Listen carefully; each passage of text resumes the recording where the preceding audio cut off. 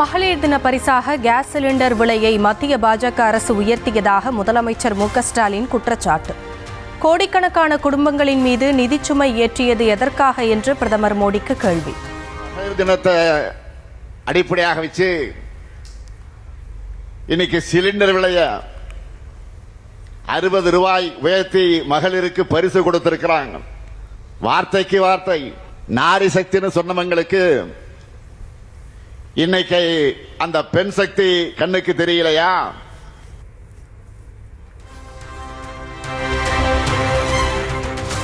தமிழ்நாட்டில் திமுகவின் பிரச்சார பீரங்கியாக இருந்த ஆளுநர் மாற்றப்பட்டதாக முதலமைச்சர் ஸ்டாலின் விமர்சனம். தமக்கு மீண்டும் பதவி பிரமாணம் செய்து வைக்க வேண்டும் என்ற விரக்தியில் RN ரவி மேற்கு வங்கத்திற்கு கிளம்பிவிட்டதாக பேச்சு. நம்முடைய பிரச்சார பீரங்கியாக இருந்த ஆளுநர் திரு ரவி அவர்களை திடீர்னு மாத்திட்டாங்க. ஸ்டாலினுக்கு மறுபடியும் பதவி பிரமாணம் செஞ்சு வைக்கணும்னு விரக்தியில அவர் கிளம்பிட்டார்.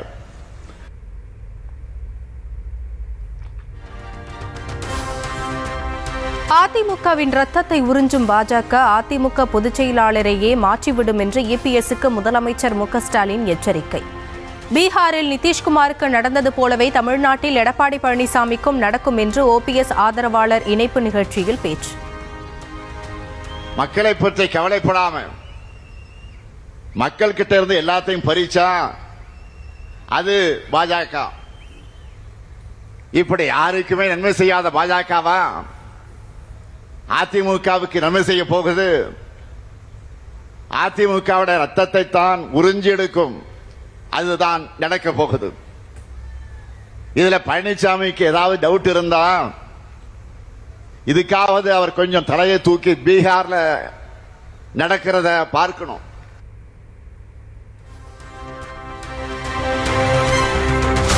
விசுவாசத்தின் அடையாளம் OPS, துரோகத்தின் அடையாளம் EPS என்று முதலமைச்சர் மு.க.ஸ்டாலின் கடும் தாக்கு. தம்மை காப்பாற்றுவதற்காக எது வேண்டுமானாலும் செய்பவர்தான் பழனிசாமி என்றும் முதலமைச்சர் பதவியையே திருப்பிக் கொடுத்தவர்தான் OPS எனவும் பேச்சு. விசுவாசத்திற்கு ஒரு OPS துரோகத்திற்கு அடையாளமாக இருக்கிறவர் தான் பழனிசாமி அவர்கள். பழனிசாமி அவர்களை பொறுத்த வரைக்கும் தன்னை காப்பாற்றிக் கொள்ள எது வேண்டுமானாலும் செய்வார். அம்மையார் ஜெயலலிதா அவர்கள் தான் அமர்ந்த முதலமைச்சர் இருக்கையில் நம்முடைய OPS அவர்களை 2 முறை அமர வச்சார். தன்கிட்ட ஒப்படைச்ச அந்த அரசாட்சிய எந்த துரோகமும் இல்லாம திருப்பி ஒப்படைச்ச நேர்மைக்கு சொந்தக்காரர்கள் தான் OPS.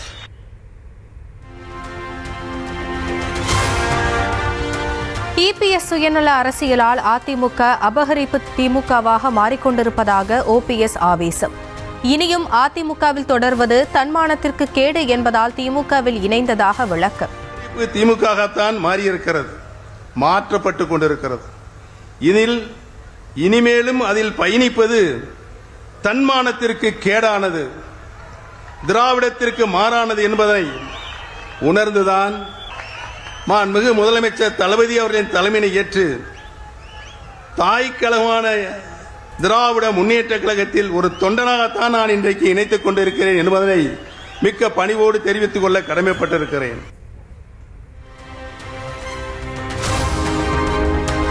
தமிழ்நாட்டில் கஞ்சா மற்றும் போதை ஆசாமிகளால் சாதாரணமாக கொலை சம்பவங்கள் அரங்கேறுவதாக எடப்பாடி பழனிசாமி குற்றச்சாட்டு.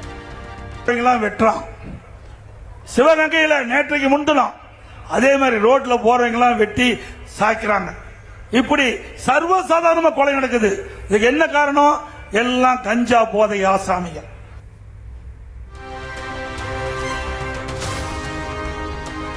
போதைப் பொருள் விற்பனை செய்பவர்களில் பாதி பேர் ஆளும் கட்சியினர் என்பதால் போலீசார் நடவடிக்கை எடுக்கவில்லை என்று புகார். விற்பனையில ஆளுங்கட்சி சேர்ந்தவர்கள் ஈடுபட்டு காரணத்தினால காவல்துறை அவர்களை கட்டுப்படுத்த முடியல. இதனால தமிழகத்தில் போதைப் பொருள் நடமாட்டம் அதிகமாகி இளைஞர்கள், மாணவர்கள், பொதுமக்கள் இந்த கஞ்சாவுக்கு அடிமையாகி இன்றைக்கு தமிழகத்தில் போதைப் பொருள் நிறைந்த மாநிலமா இன்னைக்கு பார்க்கப்படுகிறது.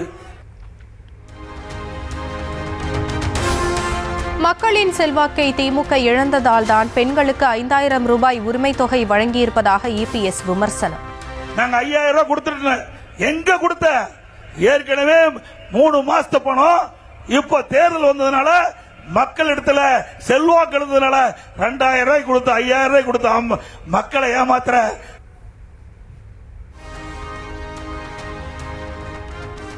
திமுக ஆட்சியில் 5 ஆண்டுகளில் ஏற்பட்ட கடனால் மக்களுக்கு வரிச்சுமை அதிகரிக்கும் எனவும் பேச்சு. வரி போட்டு வரி மூலமாக வசூல் செய்தா கடனை கட்ட வேண்டிய சூழ்நிலைக்கு தள்ளப்பட்ட அரசாங்கம். நம்ம தமிழ்நாட்டு மக்களை கடனாளிக்கு அரசாங்கம் தேவையா?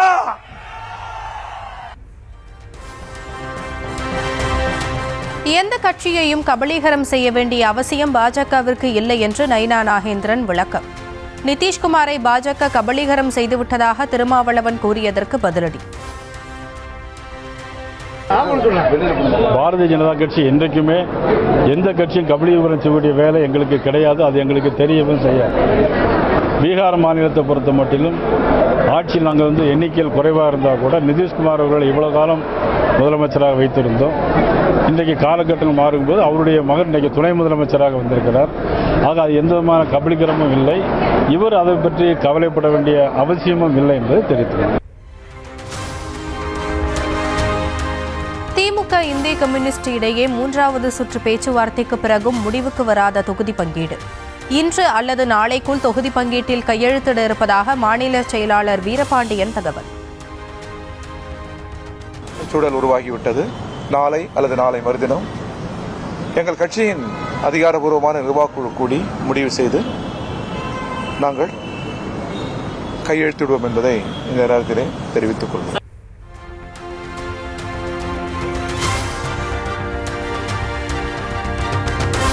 தமது வாழ்க்கையின் தனிப்பட்ட பிரச்சனைகளை தாம் பார்த்துக் கொள்வதாக விஜய் பேச்சு. நாம் இணைந்து மக்களின் பிரச்சனைகளை மட்டுமே பார்ப்போம் என்று தவிக தொண்டர்களுக்கு அறிவுரை. அப்புறம் ரீசெண்டாக இருக்கிற நிறைய பிரச்சனைகளில் சில பிரச்சனைகள்லாம் ஓடிட்டு இருக்கு இல்லையா, அதெல்லாம் நீங்கள் அதுக்கு போராடி ஹர்ட் ஆகிறதெல்லாம் நான் பார்க்குறேன். அதை பார்த்து எனக்கு ஹர்ட் ஆகுது. அதெல்லாம் நான் பார்த்துக்கிறேன்.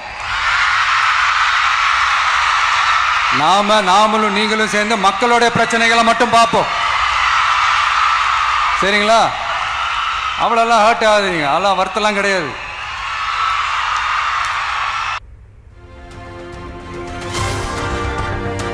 சர்வதேச மகளிர் தினத்தையொட்டி பாமக தலைவர் அன்புமணி வாழ்த்து. பாலியல் வன்கொடுமை நிகழ்வுகள் இல்லாத சூழலை உருவாக்க வேண்டுமென வலியுறுத்தல்.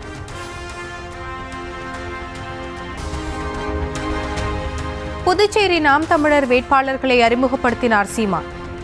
28 தொகுதிகளுக்கான வேட்பாளர்களில் 50% பேர் பெண்கள்.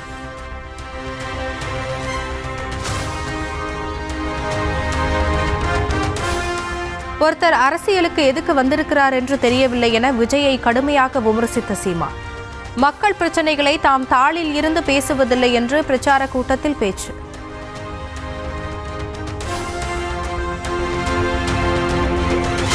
நாடாளுமன்ற பட்ஜெட் கூட்டத்தொடரின் 2ஆம் கட்ட அமர்வு நாளை தொடக்கம். மக்களவை சபாநாயகர் ஓம் பிர்லாவுக்கு எதிரான பதவி நீக்க தீர்மானம் மீது விவாதம் மற்றும் ஓட்டெடுப்பு. மேற்கு வங்க அரசு சார்பில் தன்னை யாரும் வரவேற்க வரவில்லை என்று குடியரசுத் தலைவர் அதிருப்தி. பழங்குடியினர் மாநாட்டிற்கு வரவேண்டிய சிலர் தடுத்து நிறுத்தப்பட்டதாகவும் குற்றச்சாட்டு. बोले नहीं वहाँ जगह कंजेस्टेड है. मैंने देखा यहाँ तो मुझे लगता है 5 लाख लोग यहाँ इकट्ठे हो सकते, लेकिन पता नहीं वहाँ किस लिए हमको ले गए. यहाँ के भाइयों बहनों ज्यादा नहीं जा पाए, इसीलिए मैंने सोचा. பழங்குடியினருக்கு எதிரான வன்முறையின் போது ஏன் போராடவில்லை என்று குடியரசுத் தலைவருக்கு மமதா கேள்வி. பாஜக சொல்வதை கேட்டு தேர்தல் நேரத்தில் அரசியல் விளையாட்டை ஆட வேண்டாம் எனவும் பதில்.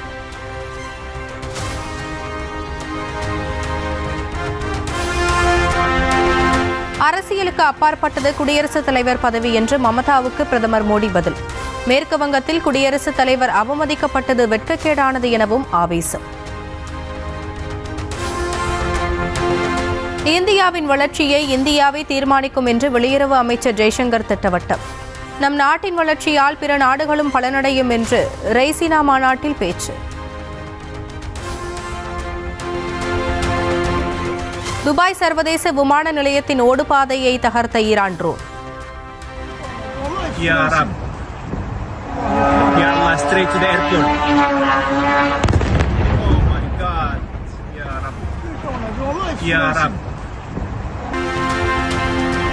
லெபனான் மீது இஸ்ரேலிய ராணுவம் நடத்திய வான்வழி தாக்குதலில் 16 பேர் உயிரிழப்பு. குண்டுவீச்சில் ஏராளமான கட்டடங்கள் இடிந்து தரைமட்டம், கார்கள் பலத்த சேதம்.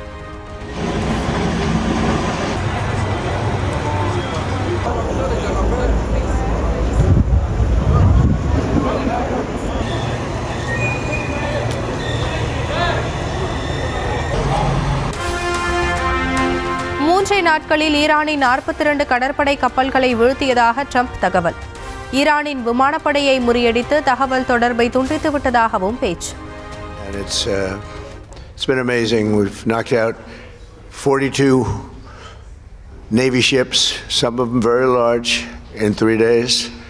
That was the end of the Navy. We knocked out their Air Force. We knocked out their communications, and all telecommunications is gone.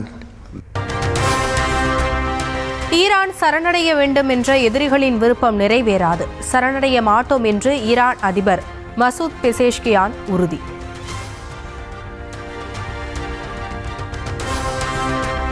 ஈரானுக்கு எதிரான போரை நிறுத்த கோரி லண்டனில் ஏராளமானோர் பேரணி. அமெரிக்கா இஸ்ரேலுக்கு எதிராக போராட்டக்காரர்கள் முழக்கம்.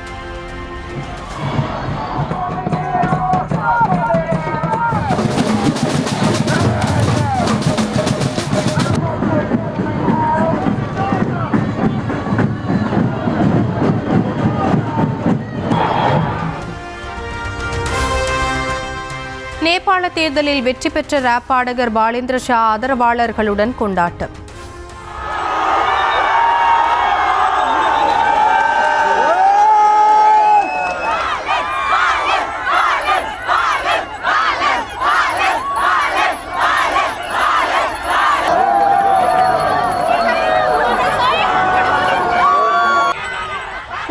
வயதான ராஷ்டிரிய ஸ்வதந்திரா கட்சியின் தலைவர் விரைவில் பிரதமராக பொறுப்பேற்கிறார். கென்யாவில் ஏற்பட்ட திடீர் வெள்ளத்தில் சிக்கி 23 பேர் உயிரிழப்பு. வீதிகளில் கவிழ்ந்து கிடக்கும் கார்கள் உள்ளிட்ட வாகனங்கள்.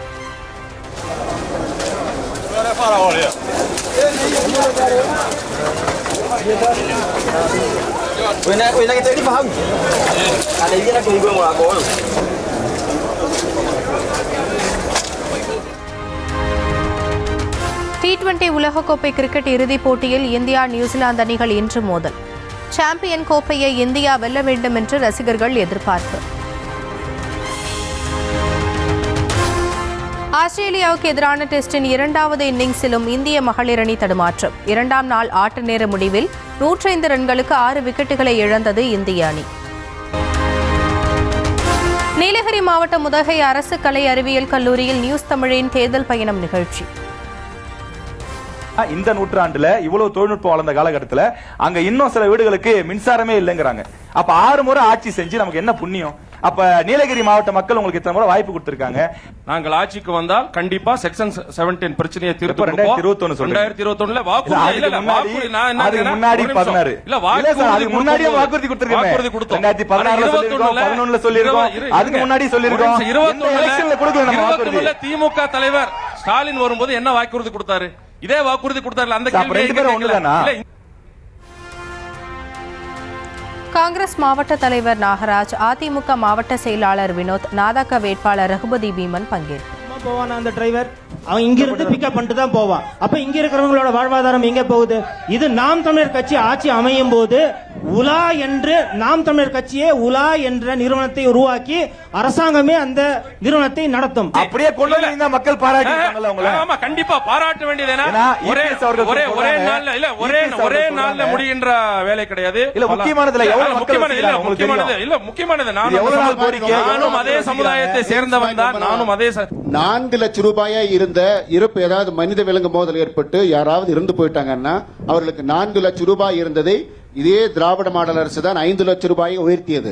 அதற்கு பிறகு சரி, இந்த 5 ஆண்டுகளை எவ்வளவு பேர் கொடுத்திருக்கீங்கன்னு கேக்குற புள்ளி ஒரு எத்தனை பேர் இறந்திருக்காங்களோ அவங்களுக்கு தான் கொடுத்திருக்கோம். மிக எல்லாருக்குமே அளவிலே கொடுத்தாச்சா? உயிரிழப்பு மிக குறுகிய அளவிலே நடந்தது. அங்க ஒண்ணு இங்க ஒண்ணு ஒரு 4-5 நடந்திருக்கு. அவர்களுக்கு எல்லாம் 10 லட்சம் ரூபாய் உடனடியாக கொடுக்கப்பட்டிருக்கிறது. கோவை மற்றும் நீலகிரி மாவட்டங்களில் மலைப்பகுதிகளில் இன்று லேசான மழைக்கு வாய்ப்பு. தமிழகம் மற்றும் புதுச்சேரியில் வறண்ட வானிலையே நிலவும் என்று வானிலை மையம் தகவல்.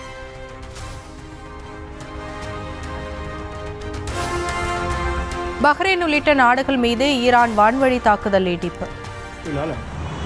L'immeuble il a pris feu, il vient à peine de frapper là, même pas une minute. L'immeuble est en feu. Le drone il a bien frappé plein dedans quoi. C'est 20h48, il y a un drone qui vient de frapper l'immeuble. Iran தாக்குதலில் தீப்பிடித்து எரிந்த துபாயின் Marina tower கட்டடம். Il vient à peine de frapper là, même pas une minute. L'immeuble est